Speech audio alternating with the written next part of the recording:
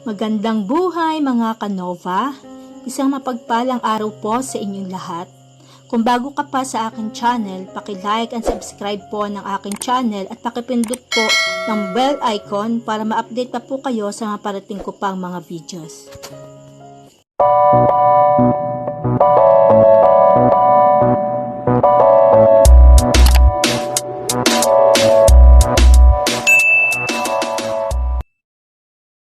Hello mga kanova! Tunghayan po natin ang ika-6 na bahagi ng aking kwento na pinamagatang First Love Never Dies.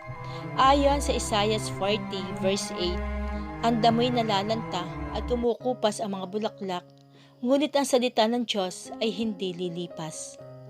Ang lahat ng bagay na meron dito sa mundo ay nawawala, maging ang tao ay namamatay, subalit ang salita ng Panginoon ay mananatili sa ating puso. Ang lahat ng yaman at karangyaan dito sa mundo ay pansamantala lamang, subalit ang salita ng Diyos ay panghabang buhay. Dahil sa emosyong nararamdaman ni Clarice, ay sinusubo na niya ang kanyang ulo sa mesa, at hindi na niya napigilan ang pagpatak ng luha sa kanyang mga mata. Matagal na silang wala ni Dave, kaya kailangan ay hindi siya maapektuhan sa kanyang trabaho para sa kanyang pinakamamahal na ama. Inabot niya ang files na naglalaman ng mga index card, at ayon kay Minerva, doon niya hahanapin ang numero ng mga kainan, salon, spa, gym at kung ano-ano pang telepono numbers ng mga establishmento na madalas pang patawagan ni Dave. Ilang kliyente nang dumating sa opisina. Malapit na ang lunch break na bumukas ang pinto ng opisina nito at lumabas ito. Nalanghap agad nito ang paborito nitong pabango. I'm off to my lunch date. Ikaw na muna ang bahala rito. Pagkasabi niyon, ay mabilis na itong umalis. Hinabol niya ito ng tingin. Kung malakas na ang dating nito noon sa kanya, mas lalo na ngayon. Now, we had an aura, or power and confidence. It brought an added dimension to his personality. Kung malayo ang agwat nila noon, lalo na ngayon, na sa tingin niya ay nangangalahati na ito sa pag-abot ng kanyang mga pangarap. At siya ay nasaan? Kahit paano ay nakakaungus-ungusa din sana siya. Kaya lang, sunod-sunod ang problema dumating sa kanila. Kaya nahihila siya pababa. Hindi niya gusto ang bagong Dave ngayon. May bahid na ng dahas ang bagong pagkatao nito. And he had turned into a playboy many people thought and he was. Dati-rati ay akala lamang niya iyon ng mga nakakakilala dito. Ngayon ay mukhang pinangangatawan na niya. At napahinto siya sa pag-iisip ng tumunog ang bell. Hudyat na sumapit na ang oras ng tanghalian. Napapangiti si Dave habang naglalakad siya papunta sa elevator. Ang babaeng nagdulot sa kanya ng napakatinding sama ng loob at muntik nang naging dahilan para malihis siya ng landas ay nasa opisina niya at nagtatrabaho para sa kanya. He could do with her whatever he pleased, and he could think of a lot of things he would want to do. Kanina ay naaaliw siya sa reaksyon nito. Parang shock na shock ito na madatnan nitong magkayakap sila ni Odette. For a moment, there he thought and he saw a flicker of pain cross her face. Why? Should it be that for some reason? Or she still cares about him? Ulul ka ba? Iniwanan ka na nga niya noon, di ba? But it would be so much more satisfying him if she fell in love with him. Sa ganon, masasabi niyang an eye for an eye ang gaganti niya rito. Dahil sa totoo lang, ay minahal niya ito noon ng buong puso. It was a love he didn't felt for anyone before and since then. But she threw that love back at him. At naikuyom niya ang kanyang mga kamay. Ang akala niya, nalimutan na niya ang pait na dulot nito. Hindi pa pala. Patunay iyon ang pagpupuyos ng kalooban niya, sanhin ng pangit na alaala. Mabubura lamang yon kapag naipadama niya rito ang sakit na minsan na itong pinaramdam sa kanya. At ang tadhana na ang kumilos, kaya kasama niya ngayon si Clarice at nagtatrabaho sa kanya. It was her who came to him, and he didn't come looking for her. Kaya hindi siguro siya masisisi kung makaisip siya na kung ano-ano. Oh yes, and he would have his fun. Inalabas niya ang cellphone at tinawagan niya ang kanyang tatagpuin sa lunch. I'm on my way, sabi nito. This is a first, at nakangiting bati sa kanya ni Claire nang makita siya nitong nakaupo na sa mesang pinareserve nila. What is first? Tanong niya. You're late. Tumungin ito sa relo at just by 10 minutes. But I know you. You're never late. Natigilan siya. Sa totoo, hindi siya gustong malate sa appointment na yon. Personal man yon or may kinalaman sa trabaho. Pero kanina ay parang nalimutan niya ang paglipas ng oras. Mabuti sana kung naging productive ang mga sandaling inalagi niya sa opisina. Pero hindi. Kahit nakikipag-usap siya sa mga kliyente, ay parang lumulutang ang kanyang isip. Ang babaeng nasa labas ng kanyang opisina niya ay nasa isip niya. Pati oras at oras ang pag-alis niya sa opisina ay hindi niya natansya. The novelty will soon or wear off, aniya sa sarili. Katulad siguro niya ang isang batang may bagong laruan. Excited pa siya. Paglipas ng kaunting panahon ay mawawala rin ang fascination niya roon. What gives? Tanong ni Claire. Nothing, sagot niya. Just work? Oh really? At pinagbasdan siya nito na animo ay nagdududa ito. Yes, how's about Aaron by the way? Makulit pa rin, manang-mana sa iyo. At hindi ako makulit nung bata, kahit itanong mo pa kay mama. Oh yes, she would agree.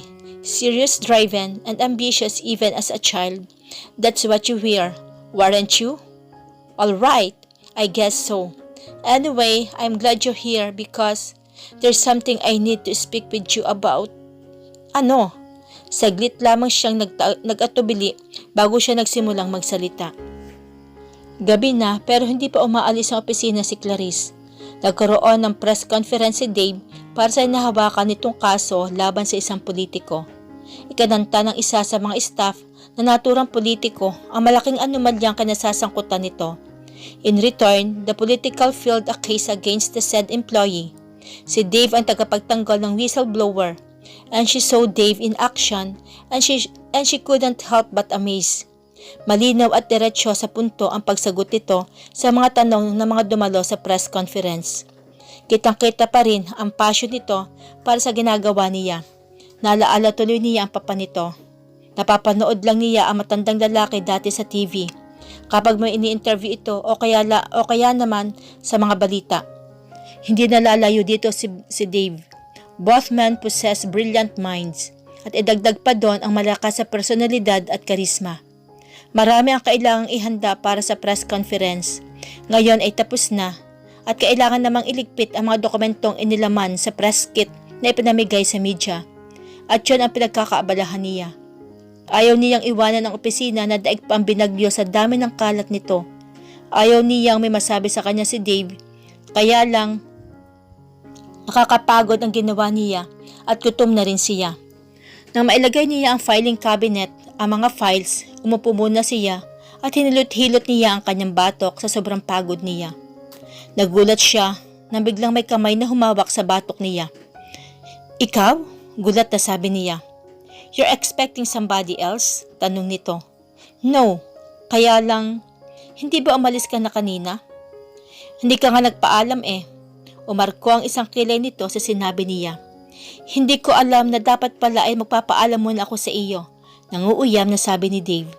Hindi naman sa ganon, kaya lang, hindi ko alam kung ano ang isasagot ko sa mga naghahanap sa iyo. Kung babalik ka pa or hindi. Okay, fine. Pardon the oversight.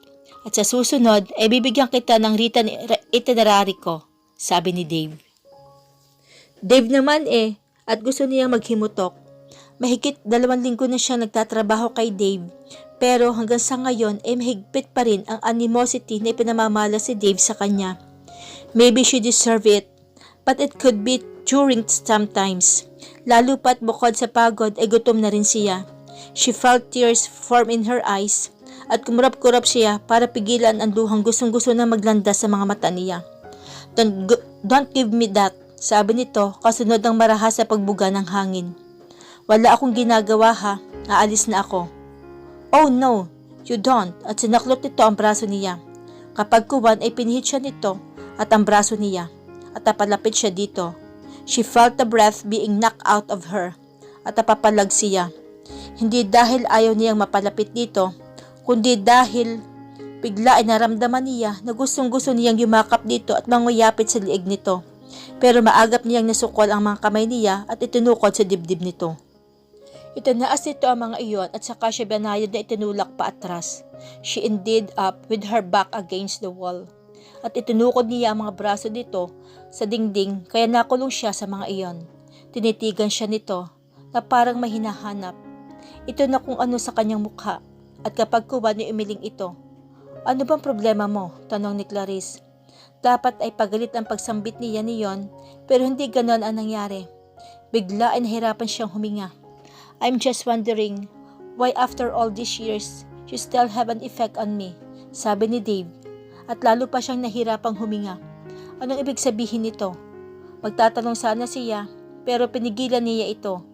Sa pamamagitan ng pagpatong ng hintuturo nito sa mga labi niya, the simple gesture seemed to ignite something inside her. Kung ano man iyon, ay mabilis na kumalat iyon. Hinaplos nito ang kanyang pisngi. Kapag kuwan, ipinahid nito ang mga huluhang lumalabas sa kanyang mga mata. At habang ginagawa niya iyon, ay nakatitig ito sa kanya. Dahilan para bumilis ang kabog ng kanyang dibdib. Dave, uuwi na lang ako. Kailangan makaalis na siya doon at baka kung ano pa ang mangyari sa kanila. Ayaw niyang magkasala at hindi pa man kasal ito kay Claire, magkakasala pa rin siya dito dahil may relasyon ang mga ito. Nagulat at tag-alinlangan si Clarice nang pumasok sa restaurant na yon. Masyado kasing intimate iyon. Parang hindi siya bagay sa lugar na yon. Bakit kaya dun siya dinala nito? May bahagi ng puso niyang gusto na niyang kiligin, pero agad niya itong sinusupil. Sa rami ng babaeng nakarelasyon nito, malabong isama pa siya nito sa listahan. Bigla siyang sumaya sa presensya ni Dave, lalo pa kanina, at lagi itong nakatingin sa kanya. Mukhang kilala na ito sa restaurant na yon. Siguro, marami na siyang babaeng na isama dito. Sabi ni Clarice, pagpasok pa lang niya, ay sinalubong na agad sila ng mga waiter at dinala agad sila sa paboritong place doon ni Dave. At ang nakaupo na sila ay nagpaalam muna siya rito para pumunta sa ladies room. Ikaw na lang ang bahalang umorder, sabi ni Clarice at mabilis na itong tumayo at nagpunta ng CR. Nang bumalik siya ay naroon ng lahat ang mga pagkain na in-order ni Dave. Masasarap ang pagkain at halos ay paborito niyan lahat ang nasa table. Kaya nagsimula na silang kumain. How about dessert? Tanong sa kanya ni Dave. Parang hindi ko na yata kaya, Dave. Busog na ako. I bet you can make some space for it. At tinawag ulit nito ang waiter at umorder ito ng dessert. Nagulat siya sa inilapag ng waiter sa harap niya. It was a slice of chocolate cake topped with a chocolate syrup, whipped cream, strawberry swirls, and a few strawberries buried in the frosting. It was a combination of everything she liked, chocolate, strawberry, and ice cream and cream. Pero ang mas tila nagpapasarap sa dessert ay ang ideyang naalaala pa ni Dave ang mga paborito niya. Siguro, nagkataon lang, sabi ng kanyang isip. Hindi niya pinansin iyon. Mas gusto niya ang ideya na nalaala ni Dave ang paborito pa niya.